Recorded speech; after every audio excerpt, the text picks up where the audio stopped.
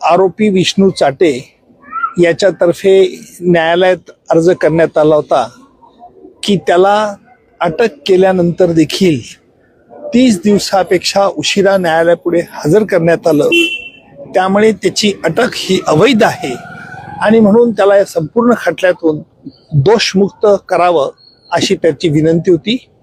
त्याला आम्ही विरोध केला. न्यायालयात आम्ही असं युक्तिवाद करून सांगितलं की संतोष देशमुख यांच्या खुनाबद्दल एकूण 3 गुन्हे एकत्रित करण्यात आलेले आहेत. कारण संतोष देशमुख यांचा खून हा कट करून आणि त्याच्यामध्ये MCOC मौका कायदा लाभल्यामुळे आपल्याला तिन्ही गुन्ह्याचा एकत्रित विचार करावा लागेल. गेले 1.5 वर्षापर्यंत विष्णू चाटेने याबद्दल कुठेही तक्रार केली नव्हती. विष्णू चाटेच्या वकिलांनी तक्रार केली नव्हती. परंतु 1.5 वर्षानंतर हेतू पुरस्कार अशा तऱ्हेचे मुद्दे उपस्थित करून या खटल्याची सुनावणी लांबवण्यात येत आहे असा देखील आम्ही आरोप आज न्यायालयात केला.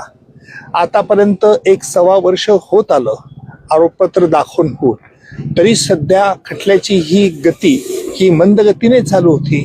म्हणून न्यायालयात आम्ही हे प्रतिपादन केलं की हा खटला त्वरित चालवला पाहिजे.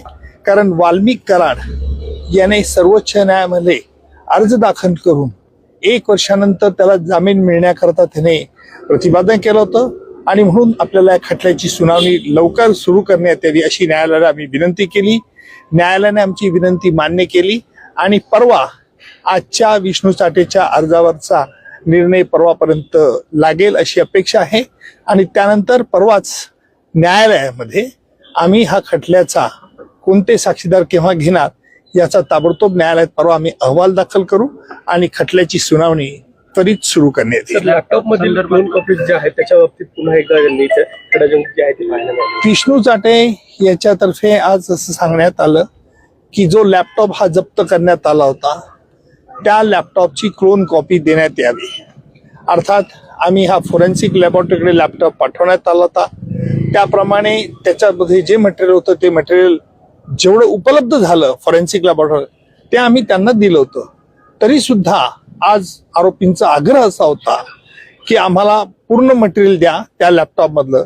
आम्ही म्हटलं की जे आम्हाला उपलब्ध झालंय ते आम्ही दिलं, फॉरेन्सिक लॅबोरेटरीचं मध्ये उपलब्ध, परंतु जुने मुद्दे पुन्हा उकरून काढून हा खटला लांबवण्यात येत आहे असा आरोपाचा आम्ही पुनरुच्चार केला. न्यायालयाने त्यांना अर्ज देण्यास सांगितलाय. त्यावरती परवा न्यायालय याच्यावरती देखील आदेश पारित करेल. यापूर्वी संपत्ती जप्तीच्या अर्जासंदर्भात विवाद सुद्धा झाला होता, त्यावरती काही निर्णय आला? त्यावरती ऑर्डर झाली ती परवापर्यंत होईल. आता सर तुम्ही D2 बाबत नेहमी बोलत असता सर, आता पुन्हा एकदा तेच प्रकार पाहायला मिळतो. असं आहे की आम्ही आज न्यायालयात हे प्रतिपादन करताना आरोपीतर्फे सांगण्यात आलं की आम्हाला जे खटल्याचे महत्वाचे कागद ते मिळाले नाहीत, तरी सुद्धा या खटल्याची सुनावणी कसं काय करता येईल. त्यावेळेला न्यायालयाला आम्ही म्हटलं की हा खटला पद्धतशीरपणे उशिरा करून उलथवून टाकण्याचा प्रयत्न, ज्याला मी यापूर्वी देखील न्यायालयात म्हटलं होतं की आरोपीतर्फे D2 ऑपरेशन चालवण्यात येतं. जसं पाकिस्तानतर्फे K2, K फॉर काश्मीर आणि K फॉर खलिस्तान चालवलं जात होतं. परंतु मला असं वाटतं की आता नवीन न्यायालय आलेलं आहे आणि या खटल्याची सुनावणी त्वरित करण्यात येईल असा रोख मला आज दिसला.